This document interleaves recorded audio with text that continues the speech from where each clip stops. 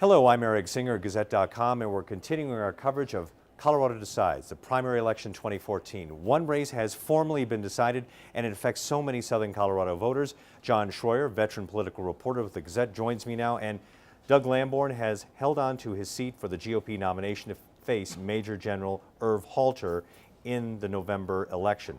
So you had the opportunity to be able to follow Bentley Rayburn, Doug Lamborn's challenger. You just got back, you just heard the concession speech.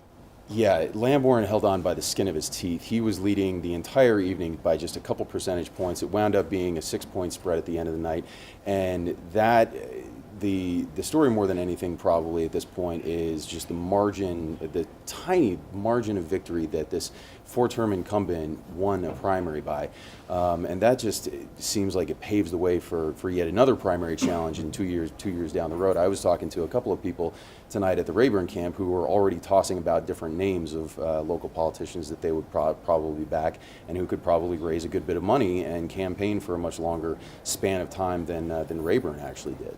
Hold that thought for a moment. Let's go ahead and listen in to General Bentley Rayburn's concession speech. We jumped into this thing at the absolute last moment with 13 days to go to the district assembly.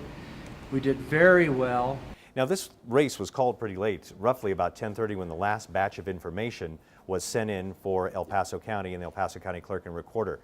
The mood, obviously, of any concession speech is that of defeat, but there's also some hopeful undertones that you were talking about before we listened to some of the concession speech. Yeah, and Rayburn, I wouldn't honestly be surprised to see Rayburn run again in 2 years and probably spend more time campaigning this time, or in 2 years anyway, because he just barely decided to get into the race a little under a couple of months ago before the Republican Assembly, and so if there was a candidate who could raise a couple $1 million and devote several months of their life to campaigning against Lamborn, he's obviously vulnerable, and that's the biggest story tonight.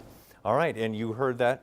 He's potentially vulnerable. We'll be watching this as the November election creeps closer. Once again, Republican Doug Lamborn has taken the GOP nomination in the 5th District to face Major General Irv Halter, a Democrat, in November. I'm Eric Singer, Gazette.com.